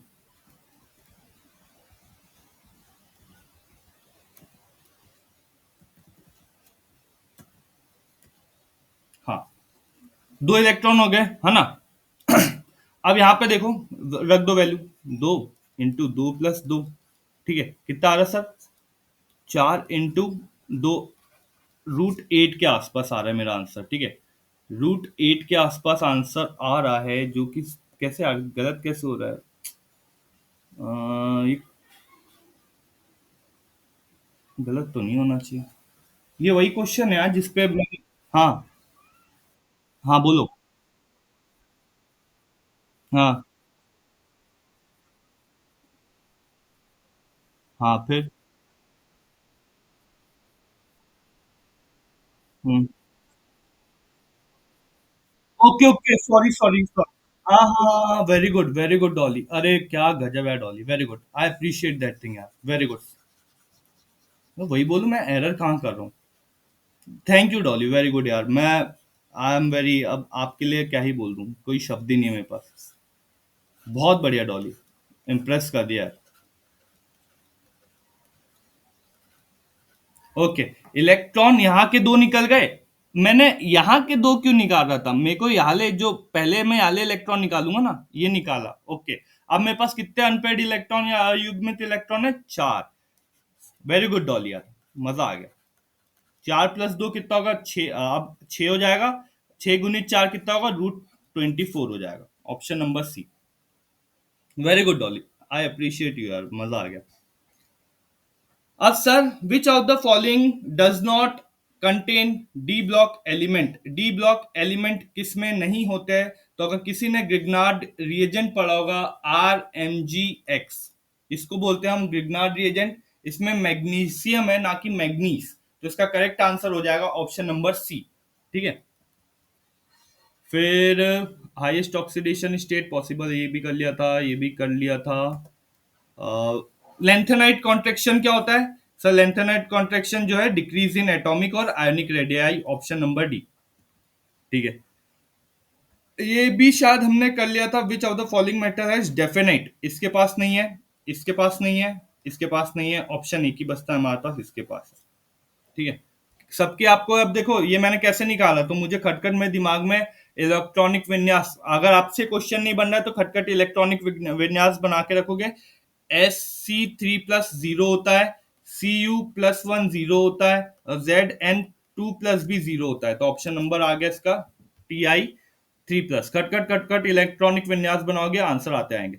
Diamagnetic substance are applied by, applied है ना, अनुप्रयुक्त क्षेत्र द्वारा प्रतिचुंबकीय पदार्थ क्या करते हैं? तो वो क्या करेंगे, एक दूसरे को रिपेल करेंगे, या फिर विकर्षित या प्रतिकर्षित करेंगे, हाँ जो भी है वही करेंगे, ठीक है। ये भी कर लिया था हमने। विच of the following set of lanthanide element exhibit +4 oxidation state? जल्दी जल्दी बताओ, +4 ऑक्सीडेशन स्टेट कौन कौन एग्जिबिट करते हैं? अगेन सर, हमें एकदम से तो याद होगा नहीं, पर सर आपने कहीं ना कहीं आपके नोट्स में अब इतना आपने चमत्कार दिखा दिया, तो सर ये चमत्कार भी दिखाई दो। कहाँ गया? ऑक्सीडेशन स्टेट बताओ कहाँ पे लिखी है, कहाँ पे लिखी है? टर्बियम, तीन चार, कहाँ लिखा है यार? ये देखो, +4 कौन दिखाते हैं? सर ये सीरियम और टर्बियम दिखा रहे हैं, आपके इसमें अवेलेबल है। तो ध्यान से एक एक चीज ध्यान से पढ़ना, ये चैप्टर में आपको थ्योरी बहुत ज्यादा है, तो इसलिए आपको हर एक चीज थ्योरी के साथ साथ एप्लीकेशन भी अच्छा खासा है, तो आप अच्छे से रिवाइज करोगे, ठीक है। क्वेश्चन नंबर कहाँ गया? सीरियम और टर्बियम, ऑप्शन नंबर बी, ये हो गया था। लेंथेनाइट कॉन्ट्रेक्शन, बार बार लेंथेनाइट कॉन्ट्रेक्शन आ रहा है, बार बार बार बार बार बार वही आ रहा है, ठीक है। क्या होता है सर? सिमिलर प्रॉपर्टीज आ जाती है यहाँ पे, आयनिक और ये देखो, इंक्रीज होगी क्या? इंक्रीज नहीं होगी, ऑप्शन हटा दो। इलेक्ट्रोमैग्नेटिक नेगेटिविटी की बात ही नहीं हुई थी। Increase in the basic strength sir decrease होती है, अभी बताया था। ऑप्शन नंबर ए भी हट गया, ऑप्शन नंबर सी आ गया। क्या लिखा है इन्होंने, याला क्या, in an ion exchange method used to separate lanthanide, the solution is lanthanide drop in a synthetic iron resin, then the iron are related in a column using citric। Okay, citric acid का दिया था वहां पे, use करा है आपके। अगर citric acid है, देखो यहाँ पे सिट्रिक एसिड दे के रखा है, ठीक है। एक घटक सिट्रिक एसिड है तो सिट्रेट करके अमाउंट बनता है। सिट्रिक नाइट्रेट बन नहीं सकता, एसिटेट बन नहीं सकता, ऑक्साइड। साइट्रिक एसिड के साथ साइट्रेट ही बनेगा ना। ऑप्शन नंबर बी, ये तो और ज्यादा। A transition metal exist in high oxidation state. एक संक्रमण धातु उच्च ऑक्सीकरण अवस्था में किस रूप में व्यवहार करती है, किस रूप में व्यवहार करती है सर? ऑक्सीडाइजिंग एजेंट के रूप में बिहेव करती है। देखो, ये आपका डायरेक्ट नोट्स का काम है। Lanthanide contraction is observed in, again NCERT का रोल, एनसीईआरटी ध्यान से पढ़ के आना, डायरेक्ट क्वेश्चन है। ऑप्शन नंबर ए, गैडोलियम, ठीक है। हाँ, ये वो क्वेश्चन है जहां पर आपका जो क्वेश्चन है काफी हद तक गलत हो गया था, और काफी हद तक अपन कैलकुलेट कर रहे थे तो आला हमारा ऑप्शन गलत आ रहा था। एक बार चेक करते हैं। डाइवेलेंट मतलब Fe2+ आ जाएगा क्या? चलो चेक करो। Fe2+ मतलब 26 हुआ। ओके, 18+ कितना हो गया सर? 8। ये हो गया आर्गन, ठीक है। 3D4S कितना सर? 2 यहाँ पे डाल दिए, 6 यहाँ पे आ गए। लिखो, 1 2 3 4 5, 2 यहाँ पे, तो यहाँ पे 6 आ गए। 1 2 3 4 5, ये एक्स्ट्रा ऐड कर दिया मैंने, और 6 कितना आया सर अप्रोक्स? 24, ठीक है। 24 आएगा। 4+2 वो मैंने डायरेक्ट ही निकाल लिया, 24, ठीक है। 24 आया, रूट में डाल दिए, तो सर इसकी वैल्यू 5 के आसपास आना चाहिए। ये हो गया 5 के आसपास आया, पर वो सही नहीं है। इसका करेक्ट आंसर तो ये बता रहा है, हाँ या नहीं? ये आपका पीएनएसटी का प्रीवियस ईयर का वो क्वेश्चन है जिसपे बहुत सारे ऑब्जेक्शन आए थे, बहुत सारे ऑब्जेक्शन आए थे, क्योंकि इसमें आंसर मैच नहीं हो रहा था, ठीक है। ये कल बहुत रिसर्च करने के बाद मुझे पता लगा, क्योंकि डायरेक्टली आंसर बनना चाहिए पर उसमें बहुत ज्यादा ऑब्जेक्शन आए थे, बहुत ज्यादा अटपटा क्वेश्चन था ये, ठीक है।